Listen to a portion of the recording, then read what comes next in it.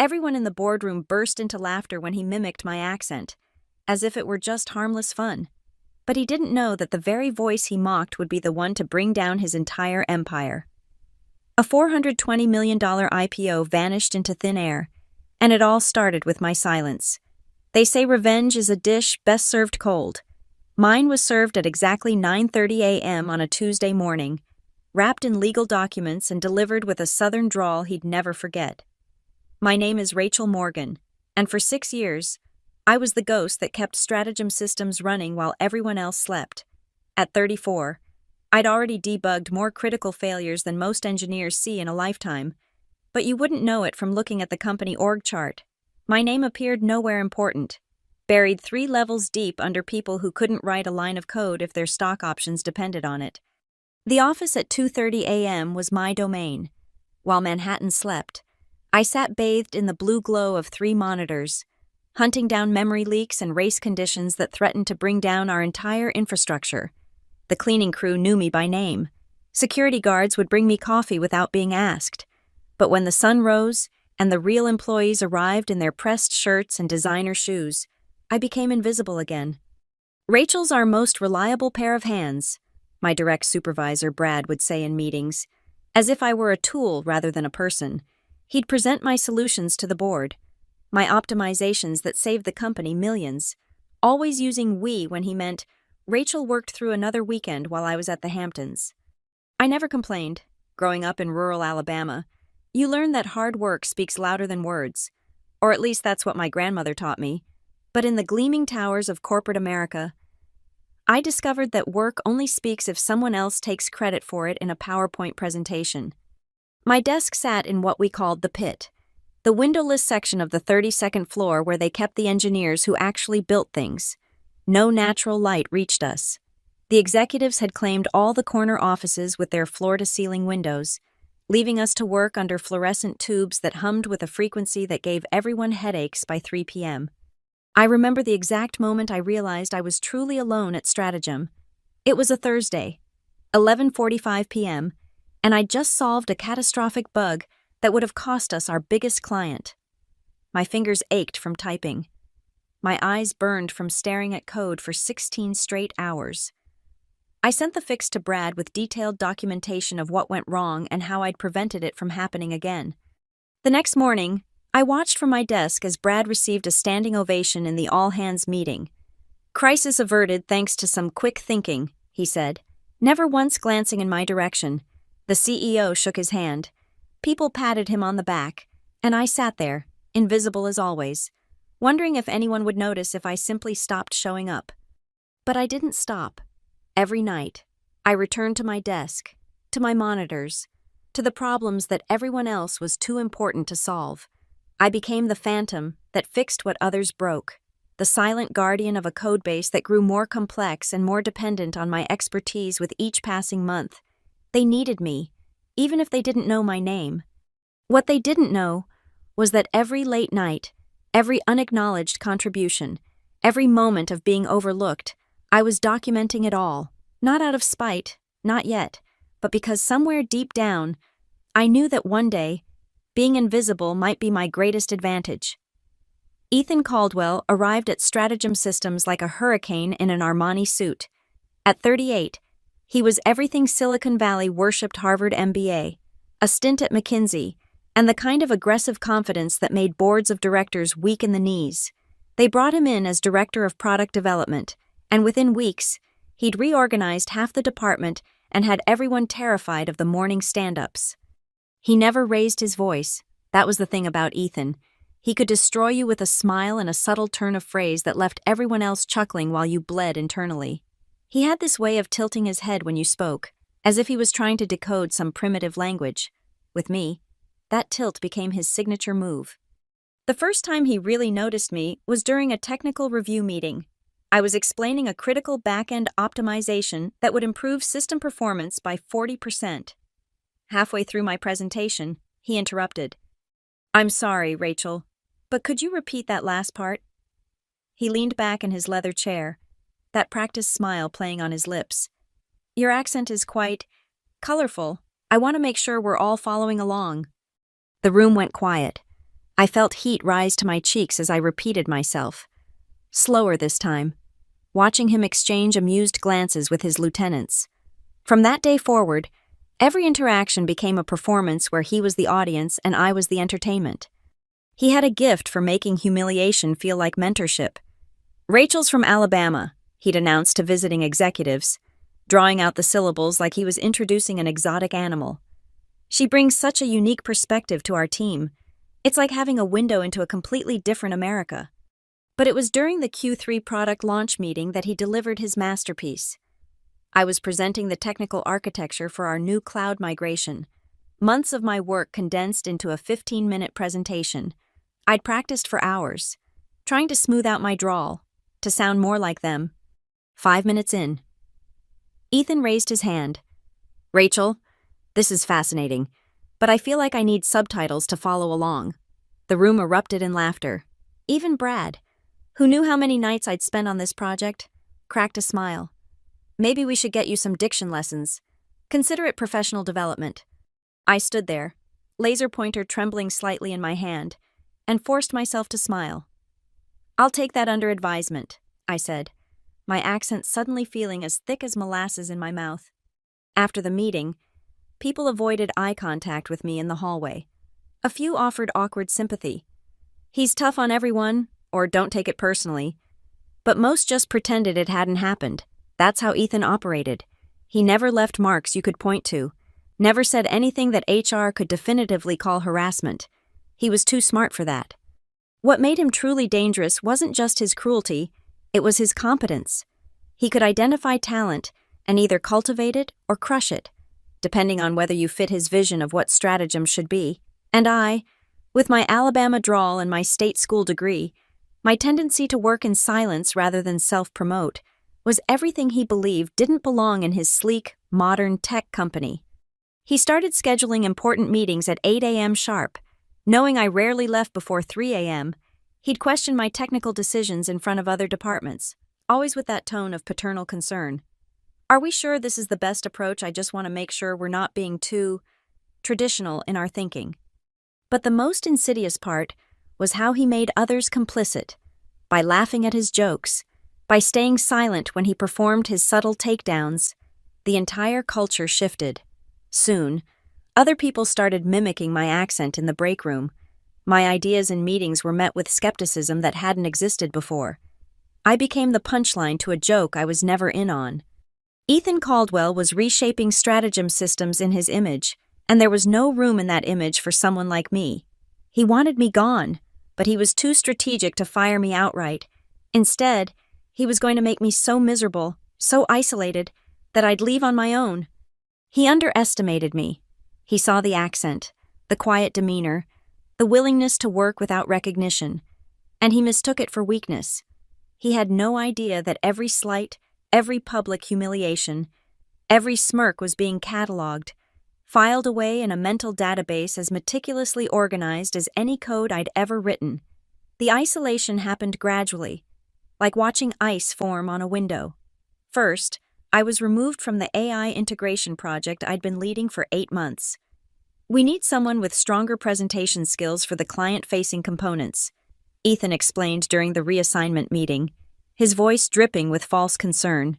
The project went to Marcus, a recent hire from Stanford who spoke in perfect broadcast English and couldn't debug his way out of a paper bag. My name started disappearing from documentation. Code I'd written, systems I'd architected, solutions that had saved the company from disaster, all suddenly attributed to the team, or more often, to Brad, or whoever else had been in the vicinity when I'd done the work. The Git history told a different story, but nobody ever looked at Git history during performance reviews. The break room conversations would halt when I entered. Not immediately, that would have been too obvious. Instead, there'd be this moment of uncomfortable adjustment, like everyone was switching to their church voices.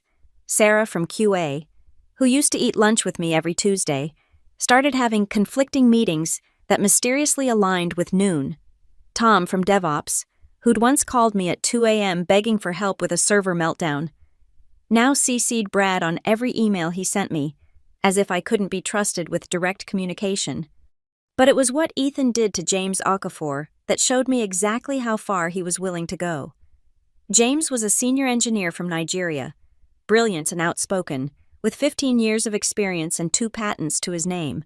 He made the mistake of publicly disagreeing with Ethan during an architecture review, pointing out fundamental flaws in Ethan's proposed restructuring. Ethan didn't argue. He just smiled and said, "That's an interesting perspective."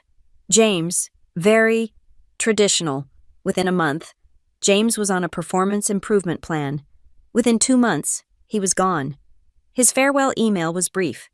Pursuing other opportunities, but I'd seen the security escort him out at 4:30 p.m. on a Friday, box of personal items in his hands, bewilderment etched on his face. The message was clear: fall in line or fall away. I started eating lunch in my car, sitting in the parking garage with my sandwich and my laptop, reviewing code in the artificial light. It was easier than pretending not to notice the empty chairs that suddenly appeared whenever I approached a table in the cafeteria. My inbox became a testament to my new status. No more invites to happy hours. No more quick sync meetings where real decisions were made. Just tickets, endless tickets for problems nobody else wanted to solve. The weekly team meetings became performance art and psychological warfare. Ethan would assign the flashy, visible projects to his chosen few, while I received the maintenance work, the legacy code updates, the thankless back-end optimizations that kept everything running but earned no recognition. "Rachel's so good with the foundational stuff," he'd say, making it sound like a compliment while ensuring I'd never be seen as leadership material. One particularly cruel Thursday, he announced a new policy: all code commits had to be reviewed by a senior team member before deployment. The senior team, his hand-picked lieutenants, none of whom had been at the company longer than 18 months. I'd been there 6 years, had architect-level access to every system, but suddenly I needed approval from people who regularly asked me for help understanding the codebase. My documentation started getting lost. Pull requests would sit for days without review, then get rejected for stylistic preferences that changed with each submission. My development environment access was mysteriously downgraded twice, each time requiring a week of bureaucratic emails to restore, death by 1,000 paper cuts, each one too small to formally protest, collectively amounting to professional suffocation. The worst part was watching it happen to others who didn't fit Ethan's mold. Raj from the database team, whose Indian accent was thicker than my southern drawl. Lisa from Frontend, who'd returned from maternity leave to find her lead role had been restructured. We'd exchange glances in the hallway, silent acknowledgement of our shared exile, but we never spoke about it. Speaking about it would make it real, would force us to admit we were being systematically pushed out. I kept a notebook in my desk drawer, filling it with dates, times, witnesses, every slight, every reassignment, every project where my name was erased. Not because I planned to go to HR. Ethan was too careful for that. And HR existed to protect the company, not employees like me. I kept records because I needed to remember this wasn't in my head. Wasn't me being too sensitive, as Brad once suggested when I mentioned feeling excluded. By November, I was a ghost in my own job, present but not seen, essential but not valued, keeping the machinery running while being erased from its history. They still needed me. The 3 a.m. emergency calls proved that, but they'd made it clear they didn't want me. I could have left, should have left, probably, but every time I updated my resume, I thought about James clearing out his desk, about the triumph in Ethan's eyes when another obstacle to his vision removed themselves, and I decided that if I was going to leave Stratagem Systems, it wouldn't be quietly, wouldn't be another forgettable farewell email about pursuing other opportunities. If they wanted me gone, they'd have to do it themselves, and when they did, I'd be ready. The algorithm came to me during one of those endless nights when the office felt like a tomb. It was 3:45 a.m. on a Wednesday, and I was debugging a particularly nasty race condition in our data pipeline. My eyes burned, my 4th cup of coffee had gone cold, and I'd been staring at the same block of code for 2 hours when suddenly, I saw it. Not just the solution to the immediate problem, but something bigger. What if you could predict and prevent data bottlenecks before they occurred?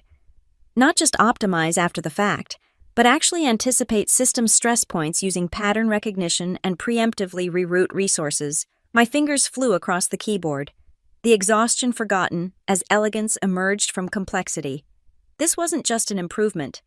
It was a fundamental reimagining of how distributed systems could handle data flow. I spent the next 3 months building it in secret, using my own equipment, my own time. After finishing my assigned tickets each day, after attending the soul-crushing meetings where my contributions were ignored, I'd go home to my studio apartment and work on what I started calling Project Cassandra, named for the prophet no one believed until it was too late.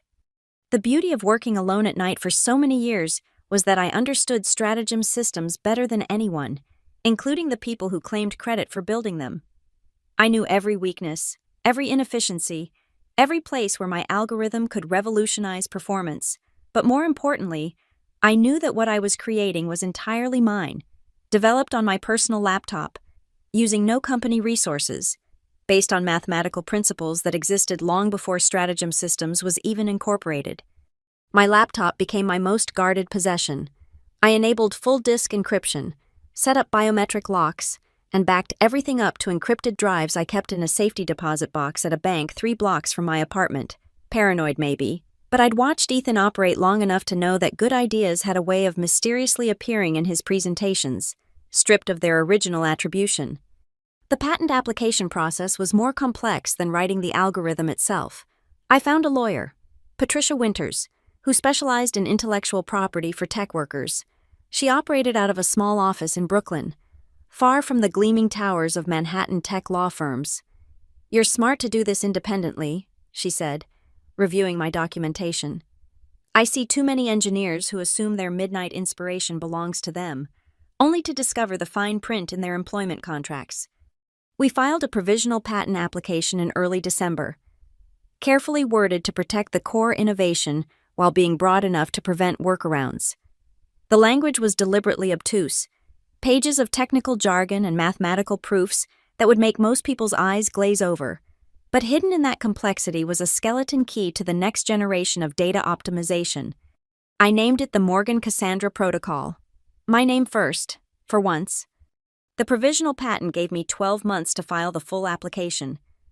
12 months to decide what to do with this thing I'd created. I could have started shopping it around to other companies immediately, could have leveraged it for a better position elsewhere, but I wasn't ready to leave Stratagem, not yet. Not when I was still debugging their critical systems at 4 a.m., not when my invisible labor was the only thing preventing their entire infrastructure from collapsing. There was something else, too. During my late-night deep dives into our systems, I discovered interesting patterns. Data flows that didn't match our reported metrics. Database queries that revealed discrepancies between what we told investors and what was actually happening. Nothing explicitly illegal, but the kind of gray area manipulation that would make SEC investigators very interested if someone were to point them in the right direction. I documented everything, adding it to my growing collection of evidence, not with any specific plan, just the instinct of someone who'd learned that information was the only real power in corporate America. Every suspicious commit, every questionable metric adjustment, every instance where Ethan's reports didn't quite match the underlying data, all carefully cataloged and cross-referenced. The irony wasn't lost on me. They saw me as a backward Southern woman who couldn't speak properly, someone to be marginalized and mocked. Meanwhile, I was sitting on an innovation that could revolutionize their entire industry and enough documentation to trigger a very uncomfortable audit. The invisible woman, it turned out, could see everything. Late one night in January, as I was putting the finishing touches on the full patent application, my phone buzzed with another emergency call from Brad. Critical system failure. All hands needed. The usual panic. I closed my laptop with my patent documents, grabbed my company machine, and headed to the office. They needed their ghost to save them once again. As I walked through the empty lobby at 1:15 a.m., past the security guard who nodded in recognition, I realized I wasn't angry anymore. Anger had crystallized into something harder, sharper. I fixed their crisis that night, like I always did. But for the first time, I smiled while doing it, knowing that in my apartment, locked away in encrypted drives and legal documents, sat the keys to a very different future. The Morgan Cassandra Protocol was my insurance policy, my weapon, my declaration of independence. I just needed to wait for the right moment to use it. And given Ethan's escalating campaign against anyone who didn't fit his vision, I had a feeling that moment would come sooner rather than later. The Tuesday that changed everything started like any other. I'd been at my desk since 7:30 a.m., running diagnostics on the previous night's deployment. My coffee was still warm when Brad's message popped up on Slack. "Can you come to conference room 15, quick sync?" Conference room 15 was on the executive floor, all glass walls and intimidating views of Manhattan. I should have known something was wrong when I saw Brad wouldn't make eye contact as I approached. Through the glass, I could see Ethan sitting at the head of the table, that practiced neutral expression on his face, and beside him, Jennifer from HR with a manila folder that might as well have had my name written on it in red ink. "Rachel, please have a seat," Jennifer said, her voice professionally sympathetic in that way HR people master when they're about to ruin your life. The chair felt cold against my back. Ethan leaned forward, fingers steepled like he was about to deliver a TED Talk.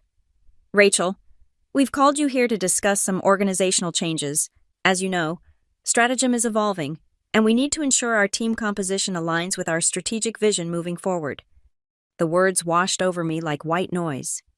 Performance concerns, cultural fit, generous severance package, 2 weeks paid leave effective immediately. Jennifer pushed papers across the table. NDAs, severance agreements, documents designed to buy my silence and erase my existence cleanly and legally. "This is not a reflection on your technical capabilities," Ethan added, and I could hear the satisfaction beneath his measured tone. "You've been a reliable contributor, but as we prepare for our next phase of growth, we need team members who can represent Stratagem at the highest levels. I'm sure you understand." I understood perfectly. After months of systematic marginalization, they'd finally decided to pull the trigger. The timing wasn't coincidental. The IPO roadshow was starting in 6 weeks. They wanted me gone before any potential investors might ask uncomfortable questions about turnover or workplace culture. "Do you have any questions?" Jennifer asked, sliding a pen across the table. I looked at the pen, then at Ethan, who was already checking his phone, mentally moving on to his next meeting. "Just one," I said, my accent deliberately thick. "My personal items." Ethan glanced up, that familiar smirk playing at his lips. "Security will escort you to your desk. You have 15 minutes to pack, though I believe you mainly just have that small potted plant. Right facilities will make sure you can take it with you." The casual cruelty of it, he'd noticed my one personal item in 6 years of employment and turned it into a final jab. Brad shifted uncomfortably in his seat but said nothing. He never said anything. "No need for security," I said, standing slowly. "I know my way out." But of course, they insisted. A uniformed guard materialized outside the conference room, following me to the elevator like I might steal company secrets on my way out. The irony was almost funny. They were worried about me taking information when I'd already documented everything that mattered months ago. The elevator ride to the 32nd floor felt like descending into a tomb. My colleagues, former colleagues, pretended not to see me as I walked to my desk with security in tow. Some furiously typed at their keyboards. Others suddenly found their phones fascinating. Only Raj from the database team met my eyes, offering a small nod of solidarity. 15 minutes to pack 6 years. My desk was sparse. They were right about that. The potted succulent my grandmother had given me when I started the job. Still thriving despite the fluorescent lights, a coffee mug, a sweater for the aggressive air conditioning. I left the programming books, the company swag, the worthless stock option paperwork.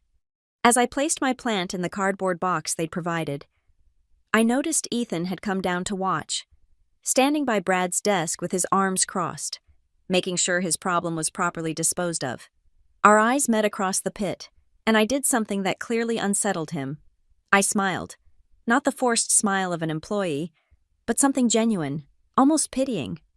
"Thank you," I said, loud enough for everyone to hear, my accent clear and unashamed. "You've taught me everything I needed to know about corporate America." His smirk faltered for just a moment. He couldn't quite parse my tone, couldn't tell if I was being sincere or sarcastic. That uncertainty flickered across his face before he turned and walked back to the elevator. His exit less triumphant than he'd probably planned. Security escorted me through the lobby at 11:45 a.m. on an ordinary Tuesday. The same security guard who'd brought me coffee during countless late nights wouldn't meet my eyes as he held the door open. Outside, Manhattan churned on, indifferent to my small catastrophe. I stood on the sidewalk, box in my arms, plant catching the weak February sunlight, and felt something unexpected relief. Pure, crystalline relief. The game was over. The pretense, the daily humiliations, the constant erosion of my dignity, all finished. My phone buzzed. Patricia Winters, my IP lawyer. Full patent approved. Congratulations. Ms. Morgan, you now officially own the Morgan-Cassandra protocol. What would you like to do next? I shifted the box to one arm and typed back, "It's time to make some calls." As I walked toward the subway, I passed a coffee shop where Stratagem employees often had their informal meetings. Through the window, I could see Marcus, the Stanford hire who'd taken my AI project, struggling with his laptop, probably trying to understand the code I'd written. In 6 weeks, when they started their IPO roadshow, they'd be demonstrating systems built on my invisible labor, selling a future based on infrastructure they didn't even understand. They thought they'd erased me. They had no idea. They'd just set me free. The war room was Patricia Winters' conference room in Brooklyn, far from Manhattan's glass towers, but perfect for what we needed to do.